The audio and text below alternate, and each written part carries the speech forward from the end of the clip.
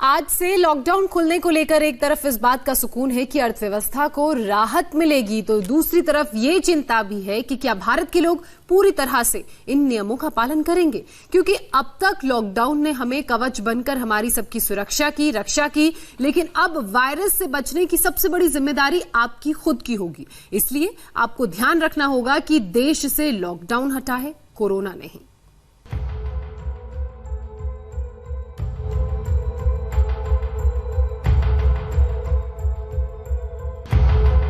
ये कितनी अजीब विडंबना है कि अगर लॉकडाउन को बढ़ाते हैं तो अर्थव्यवस्था, रोजगार और कामकाज को खतरा है, लेकिन लॉकडाउन खोलते हैं तो जिंदगी पर ज्यादा संकट है। ऑफिस खुलेंगे, इंडस्ट्री भी खुलेगी, लोग काम पर निकलेंगे, एक दूसरे से मिलेंगे, सार्वजनिक जगहों पर भीड़ बढ़ेगी और कोरोना का खतरा भी।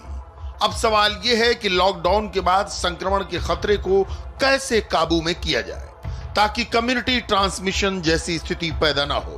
क्योंकि अनलॉक की स्थिति में आपको जरा सी लापरवाही कई लोगों की जिंदगी को खतरे में डाल सकती है।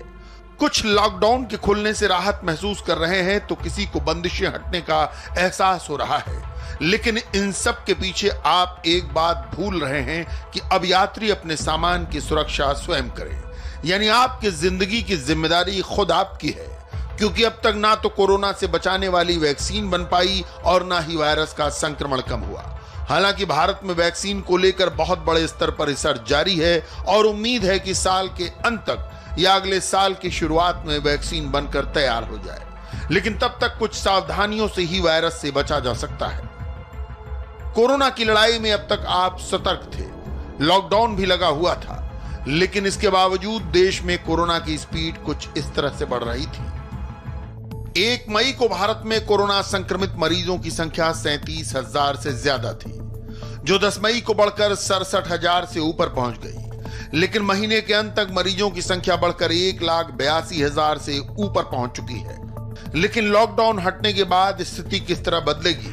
क्या मरीजों की संख्या इसी स्पीड से बढ़ेगी या इसमें और तेजी आएगी? इन सवालों के जवाब जानने के लिए हमने एम्स के डायरेक्टर डॉक्टर रणदीप गुलेरिया से बात की। कोरोना के केसेस बढ़ रहे हैं तो हम ऐसी स्थिति में पहुंच रहे हैं जहां पे केसेस एकदम बढ़ सकते हैं, और इसीलिए ये जो फेज है हमारा, जो अब जिस फेज में हम अब पहुंचे हैं, इसमें ज़्यादा सतर्क रहने की ज़रूरत है, क्योंकि जैसे जैसे कुछ हद तक लॉकडाउन खुलेगा, ट्रैवल बढ़ेगा, लोग आपस में मिलना शुरू करेंगे, ऑफिस आना शुरू करेंगे, काम या इंडस्ट्री भी शुरू होंगी। ये सारे ऐसे एरियाज हैं जहाँ पे अगर हम सोशल डिस्टेंसिंग, हैंड वॉशिंग और जिनको लक्षण है वो घर नहीं रहें और वो ऐसे एरियाज में आ जाएं, तो केसेस भी बढ़ेंगे और उसके साथ साथ हॉस्पिटल एडमिशंस और डेथ भी बढ़ सकती है। इसलिए जैसे जैसे हमारा लॉकडाउन उठता है, जैसे जैसे इकोनॉमी को हम रीस्टार्ट करते हैं और लोग बिजनेस में, ऑफिसेज में और दुकानों में आना शुरू करते हैं, ये बहुत ज़रूरी हो जाता है कि हम सब लोग अपनी जिम्मेदारी समझें और social distancing, hand washing, mask जो है, इस सब का हम पूरी तरह से इस्तेमाल करें, रिलीजियसली इस्तेमाल करें, क्योंकि अगर हम ये नहीं करेंगे तो ये वाला आगे वाला दौर जो है वो बहुत गंभीर होगा। कोरोना से बचने के लिए अब तक आपके पास लॉकडाउन का रक्षा कवच था। इससे उन नियमों का भी पालन किया जा रहा था जो वायरस बचाने के लिए सबसे बड़े उपाय हैं। इनमें मुंह पर मास्क पहनना, लोगों से दूरी बनाकर सोशल डिस्टेंसिंग का पालन करना, संक्रमण से बचने के लिए बार बार साबुन से हाथ धोते रहना और सैनिटाइजर से अपने आसपास की जगह को साफ करने के उपाय किए जा रहे थे। लेकिन लॉकडाउन हटने के बाद भी आपको लगातार इन्हें जिंदगी का हिस्सा बनाए रखना है, वरना संक्रमण की गति और स्थिति दोनों ही बिगड़ सकती है। एसिम्प्टोमेटिक या जो हम कहते हैं प्री सिम्प्टोमेटिक, ये भी देखा गया है कि जिसको सिम्टम्स है, बुखार हुआ, बुखार से 2 दिन पहले भी वो इन्फेक्शियस है, वो इन्फेक्शन 2 दिन पहले भी स्प्रेड कर सकता है बुखार होने से 2 दिन पहले, इसलिए वो प्री सिम्प्टोमेटिक स्टेज में भी इन्फेक्शियस हो सकता है। तो एसिम्प्टोमेटिक, प्री सिम्प्टोमेटिक और सिम्प्टोमेटिक तो इन्फेक्शियस है ही।